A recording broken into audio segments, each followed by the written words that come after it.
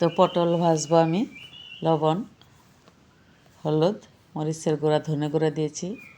পটলটা একদম ভাজার সময় ফুলে ফুলে উঠছে, এত সুন্দর তাজা পটল।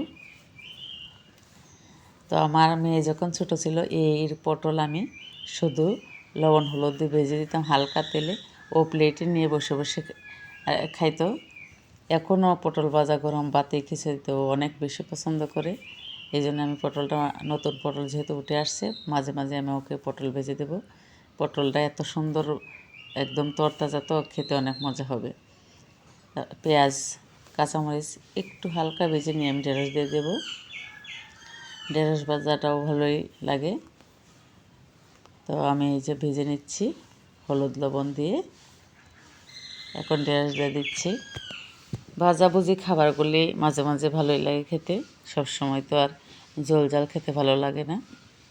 তার সাথে আমি একটু শাকও ভেজেছি, দেখাইনি অবশ্য।